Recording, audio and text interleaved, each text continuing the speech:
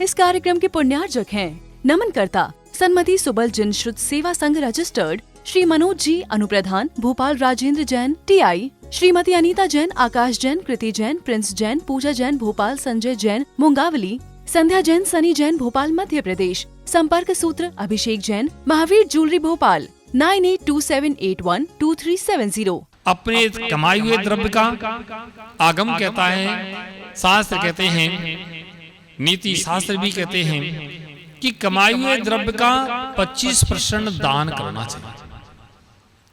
गृहस्थ पाप के द्वारा धन का उपार्जन करता है। धन का उपार्जन करने में नियम से पाप का आश्रय होता है, क्योंकि कोई भी काम किया जाए, जब कोई काम किया जाए तो आरंभ सारंभ तो होता ही है। आरंभ सारंभ तो होता ही है। उस आरंभ सारंभ का जो पाप हुआ है वह कैसे पाप धुलेगा? तो आचार्यों ने कहा कि कम से कम कमाए हुए द्रव्य का आप 25% दान करो, 25% धर्मार्थ लगाओ, उसको निकालो, अपनी योग्यता अनुसार देख करके उसका दान करना चाहिए। अगर 25% नहीं कर सकते हो तो कम से कम 15% दान करना चाहिए। कितना? और 15 भी नहीं कर सकते हो तो कम से कम 10% तो दान करना ही चाहिए। 10% भी अगर तुम दान निकालते हो तो भी तुम्हारा द्रव्य शुद्ध होता रहता है, और वह आपके पाप का अनुभाग जो बन रहा है वह आप पाप का अनुभाग आपका कम हो जाता है। प्यारे बंधुओं, ये सब त्याग की परंपरा है, दान की परंपरा है। हमारे शास्त्रों में इस प्रकार की दान की परंपरा का बहुत बड़ा महत्व दिया है। निज हाथ दीजिए, साथ लीजिए, खाया खोया बह गया। दूसरी बात, त्याग के विषय में एक तो बाहरी त्याग हो गया, दूसरे अंतरंग त्याग की बात आती है कि हम जीवन यापन करते हैं, और जीवन यापन करते हुए कुछ ग्रहण कर लेते हैं, तो क्या हमारे ग्रहण करने योग्य है और क्या ग्रहण करने योग्य नहीं है, इस बात का भी हमें ध्यान रखना चाहिए। इस बात का भी ध्यान रखना चाहिए, क्या ग्रहण करना और क्या ग्रहण नहीं करना। जैन कुल में जन्म लेकर के श्रावक धर्म का स्वीकार करने के बाद, श्रावक बनने के बाद या कहीं जैन होने के बाद भी अगर हम इस बात का ज्ञान नहीं रखें और ध्यान नहीं रखें तो हमारा क्या मतलब है? हमारे लिए कहा शास्त्रों में कि भाई अवक्ष्य का सेवन नहीं करना चाहिए। मुंडाज तो संपूर्ण रूप से संपूर्ण अवक्ष्य के त्यागी होते हैं, कोई भी अवक्ष्य ग्रहण नहीं करते हैं, और श्रावकों के लिए भी यथा योग्य अवक्ष्य का त्याग करना चाहिए। अवक्ष्य में जैसे कल बताया था, मान लो अचार खाते हैं, तो अचार में कितने जीवों की, 30 जीवों की विराधना होती है। आप सोचो, अचार की जगह अगर सब्जी से भोजन कर लो, सूखी सब्जी बना लो, ये अचार बनाओ तो कम से कम 24 घंटे के अंदर का अचार का उपयोग कर लो, तो आपका वह ठीक है। ऐसे अचार हैं, मुरब्बे हैं, और भी ऐसी चीजें जो मर्यादा के बाहर की हैं, है ना। बाजार के पापड़ जो आते हैं, बाजार की जो बरी आती हैं, जो हमारे लिए शायद भक्ष्य नहीं है किसी भी कीमत में। घर के बने हुए, ताजी बने हुए सारे चीज भक्ष्य हैं।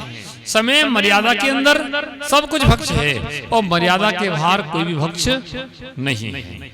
हमें इन सब चीजों को बहुत सोच समझ के विचार करके ग्रहण करना चाहिए। और एक बात कल बताई थी, आलू, प्याज, लहसुन, गाजर, मूली, अदरक, जितने जमीन के अंदर कंद होते हैं या गीले अदरक आदि हैं, इनका कभी भी सेवन नहीं करना चाहिए। ये सब अनंत जीवों के पिंड हैं, अनंत जीवों के पिंड हैं, इनमें अनंत जीव इसमें विद्यमान रहते हैं, और जब उनको हम खाते हैं तो अनंत जीवों के खाने का 2 समय लग जाता है। वो आज हमें दिखते नहीं हैं, लेकिन वास्तव में अनंत जीवों के पिंड वे हैं। प्यारे बंधुओं, विचार करो, अगर हम उनको खाएंगे तो क्या होगा, कहाँ जाएंगे, कैसे फल को भोगेंगे? उसके फल को तो भोगना ही पड़ेगा, वह बचने वाला नहीं है। सर्वप्रथम हमारे आगम में मध्य मास मधु के त्याग की चर्चा आती है कि जीवन में कभी मध्य मास मधु का सेवन नहीं करना। मध्य मास मधु यानी मध्य माने शराब, मांस माने मांस जीवों से उत्पन्न होने वाला, मांस जीवों को मार के जो उत्पन्न होता है, और शराब, ये सब कहना चाहिए अनंत जीवों के पिंड हैं। इनको अगर हम खाते हैं तो अनंत जीवों के खाने का दोष लगता है। उसके बाद अचार आदि खाने वाले को भी इसी प्रकार का दोष समझना चाहिए। बहुत शराब का अचार अगर पढ़ेंगे आप तो आपको समझ में आएगा कि वास्तव में हम क्या हैं और हमें क्या जीवन जीना चाहिए। हम लोग तो अब ज्यादा कुछ कह नहीं पाते हैं, कभी कभी ऐसे लगता है कि आपसे बहुत कुछ समझा दें, लेकिन आप लोग ज्यादा समझाएंगे तो उठ के भाग जाओगे और महाराज अब तो बहुत समझाने लगे, अब तो यहाँ बैठने ही बेकार है ना। कल बता दिया कि आलू खाओगे तो ऐसा दोष लगेगा, है ना। आज कुछ और बता देंगे और कल कुछ और बताएंगे, तो हम क्या खाएं, कैसे जीवन जिए, है ना। लेकिन देखो सत्य का ज्ञान तो होना चाहिए। एक सज्जन बोले महाराज जानने से तो और पाप लगेगा, अज्ञानी बने रहो, वो ठीक है ना। मैंने कहा चाहे जानकर पाप करो चाहे अज्ञान से करो, पाप तो पाप है, पाप तो पाप है, पाप अपना फल देगा। और तुम जानने की कोशिश नहीं कर रहे हो इसका मतलब ज्ञानी तो हो, जानने की कोशिश नहीं कर रहे हो इसका मतलब जानते तो हो। ये भी तुम्हारा ज्ञान है कि हम जानेंगे तो पाप लगेगा, जानेंगे तो पाप लगेगा।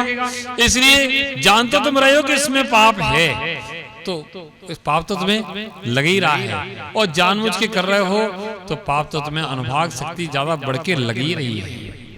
कदाचित अज्ञानी किसी चीज में है, कदाचित किसी विषय का ज्ञान हमें नहीं है, हम ज्ञान करने की कोशिश तो करते हैं, किसी विषय का ज्ञान नहीं है, तो उसका अनुभाग कम हो जाएगा। कर्म का बंध तो वहां भी होगा, कर्म का बंध तो वहां भी होगा। इसलिए हमें ज्ञान तो कम से कम होना चाहिए। प्यारे बंधुओं, ऐसे हम अवक्ष का त्याग करें, अवक्ष को छोड़ें और बचें, कोशिश करें अवक्ष से बचें, और अपने जीवन को ऐसा जिए जिससे हमारा जीवन निर्मल हो, पावन हो। प्यारे बंधुओं, समय समय पर अपनी परीक्षा करना चाहिए, परीक्षा करना चाहिए। और श्रावक के लिए प्रतिदिन एक नियम छोटा सा जरूर सबको लेना चाहिए आज के दिन, कि प्रतिदिन कम से कम शाम को बैठ के आलोचना पाठ एक बार पढ़ लो। कौन सा पाठ? आलोचना पाठ। आलोचना पाठ ऐसे नहीं कि पढ़ ले केवल उंगली ऐसे फिर दी। एक बहन जी में मिली, मैंने प्रवचन में बैठ जाया करो कि महाराज समय नहीं मिल पाता, थोड़ी देर तो बैठ जाते हैं, है ना। और तो मैंने कहा तो प्रवचन में तो बैठ गई, और प्रवचन में बैठी बैठी उनकी उंगली ऐसे चल रही थी। तो मैंने फिर क्या कर रहे थे कि महाराज मेरा नियम है 8 पाठ करना पड़ता है, पढ़ते हैं, भक्तामृत पढ़ना पड़ता है, आलोचना पाठ पढ़ना पड़ता है, और स्तुति पढ़ना पड़ती है, पढ़ना पड़ती है, पढ़ना पड़ती है, मेरा नियम है, करना पड़ता है। तो तुम्हारा ये नियम पालन तो हो गया, लेकिन तुमने किया कुछ नहीं, किया कुछ नहीं। अरे भाई 10 पाठ मत करो, एक पाठ पढ़ो, एक पाठ पढ़ो, लेकिन भावों से पढ़ो।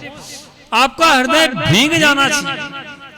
एक पाठ भी अपने भावों से पढ़ा, हृदय भींग गया, तो आपके 10 पाठ क्या 100 पाठ पूरे हो गए, 1000 पाठ पूरे हो गए।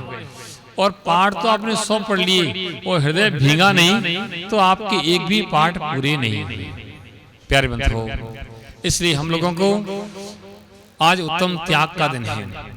उत्तम त्याग के दिन अपने हृदय को पवित्र करना चाहिए, सारी कलुषताओं का त्याग करना चाहिए।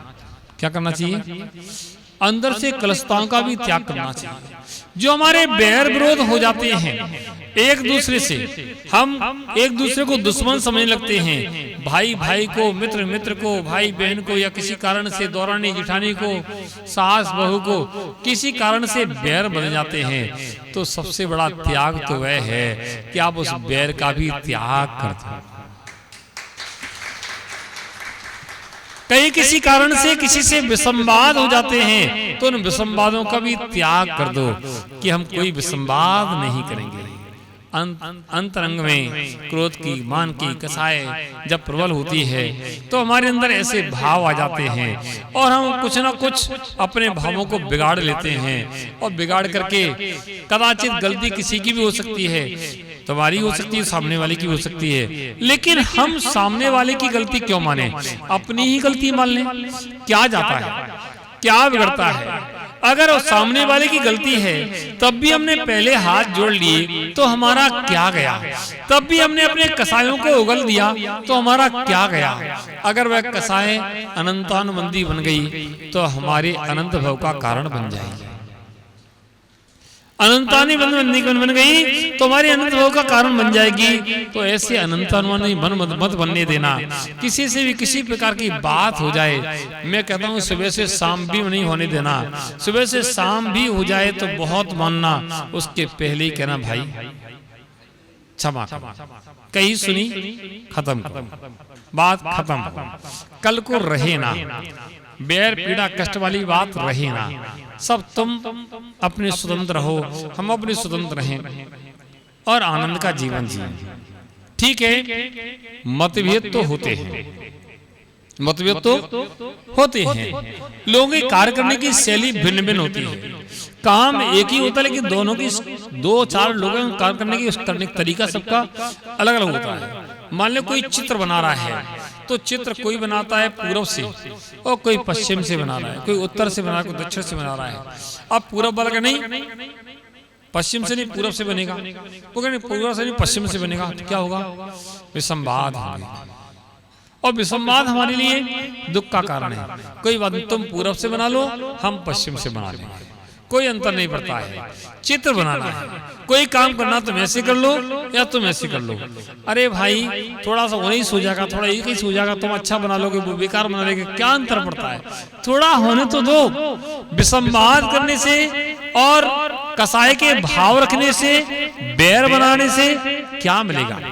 घर की जितनी लड़ाइयां होती छोटी छोटी बात के लिए होती है, छोटी छोटी बातों के लिए, और छोटी छोटी बातों को लोग समझ लेते हैं तो ये बात सारी खत्म हो जाती है और जीवन महान सुखी हो जाता है। प्यारे बंधुओं, ऐसे अपने जीवन को सुखी बनाओ। सबसे बड़ा त्याग है आज हम कसायों का त्याग करते हैं।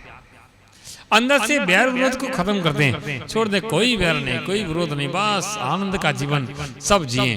प्यारे बंधु, ऐसी त्याग की भावना को हमें पल्लवित करना चाहिए। उत्तम त्याग है। मुनराज तो संपूर्ण परिग्रह के त्यागी हो जाते हैं। संपूर्ण परिग्रह का त्याग, घर द्वार भी छोड़ दिया, ये भी चिंता नहीं की कि कल क्या होगा।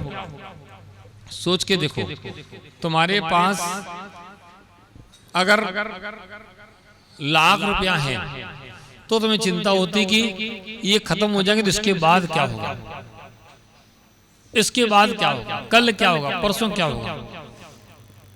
मुनराज के पास सब कुछ था और सब कुछ छोड़ दिया, कल की परवाह नहीं की कि कल क्या होगा। अब होगा क्या, क्या होगा? जो होना होगा सो होगा। किसी के करने से क्या होता है? मेरे पुण्य में अगर रोटी के ग्रास हैं तो मिल जाएंगे, और मेरे पुण्य में नहीं है तो घर का बेटा भी नहीं देगा। संपत्ति में हिस्सा तो ले लेगा लेकिन ग्रास नहीं देगा, भोजन बना के नहीं देगा। बहू आ गई, उन्होंने कह दी नहीं मैं नहीं रह सकती सास के साथ, मैं अपने मायके जा रही हूं, नहीं मुझे तलाक दे दो। मर गया बेचारा। वो बेचारा लड़का, मैं कहता हूं जिनकी शादी में बेटा फंस मत जाना, मैं दो पाटन के बीच में साबुत बच्चा ना खोए। दो पाटन के बीच में साबुत बच्चा ना खोए। कोई टेढ़ी मेढ़ी बहू आ गई तो बस सिले लग जाओगे। वो आजकल तो ये बहुत चल रहा है। बहुएं आती हैं, सबको अपने अपने हिसाब से जीवन जीना है। और सोचे शादी के बाद सोचते हैं कि अब तो शादी के बाद अब तो आनंद का जीवन जिएंगे। ऐसे बड़े बड़े सपने होते हैं, ऐसे बड़े बड़े सपने होते हैं। वो सपनों में खलल कहाँ पड़ता है? सोचे तो बड़े बड़े सपने तो बहुत बड़े बड़े देखे थे, और यहाँ आकर के रोटी बनाओ, ये काम करो, फलाना काम करो, तो फिर दिमाग खराब होता है, मैं इनके साथ नहीं रहूंगा। अरे भाई, थोड़ा सा अपने कर्तव्य का पालन करना सीखो। तुम्हारा वो परिवार था, ये भी तुम्हारा ही परिवार है। इस परिवार को अपना मानना सीखो। तुम इस परिवार को अपना नहीं मानोगे तो परिवार तुम्हें अपना नहीं मान पाएगा और तुम बिखर जाओगे। अगर अपना मान लोगे तो तुम्हारा जीवन अच्छा हो जाएगा। थोड़ी शरीर से मेहनत कर लोगे तो क्या जाएगा। ये सारा जीवन भोग विलास के लिए नहीं है, ये सारा जीवन अपने कर्तव्यों का पालन करने के लिए और धर्म ध्यान करने के लिए है। भोग विलास के लिए जीवन नहीं होता है। शादी संबंध की जाते इसलिए की जाते हैं कि परिवार की, समाज की व्यवस्था व्यवस्थित चलती रहे। अन्यथा मैं तो कहता हूं बेटा, चक्कर में मत फंसना। एक बार फोटो देख लोगे तो फोटो बिगड़ जाएगा। एक बार फोटो देख लिया, फोटो बिगड़ गया, फिर जीवन बर्बाद हो गया। पूछ लो जिनके फोटो बिगड़े हैं। बताओ बाबूजी, क्या नाम तुम्हारा? सुरेश, सुखलाल, सुखलाल जी बताओ, फोटो बिगड़ा कि बना है? अब महाराज कैसे बताएं, सबके सामने तुम क्या कहलवा रहे हो? पैर बंद हो, मत बिगाड़ो फोटो, मत बिगाड़ो फोटो बेटा, मत बिगाड़ो फोटो। तुम्हारा अंदर का फोटो बना रहे अच्छा, ऐसा काम करो। खैर, बहुत सारी व्यवस्थाएं रहती हैं। अगर साधु बने श्रेष्ठ हैं, साधु बने श्रेष्ठ हैं, नहीं बने तो सदगृहस्थ तो बने ही बने। इस कार्यक्रम के पुण्यार्जक थे नमन करता सन्मति सुबल जिन श्रुत सेवा संघ रजिस्टर्ड श्री मनोज जी अनुप्रधान, भोपाल राजेंद्र जैन TI, श्रीमती अनीता जैन, आकाश जैन, कृति जैन, प्रिंस जैन, पूजा जैन भोपाल, संजय जैन मुंगावली, संध्या जैन, सनी जैन भोपाल मध्य प्रदेश। संपर्क सूत्र अभिषेक जैन, महावीर ज्वेलरी भोपाल 9827812370।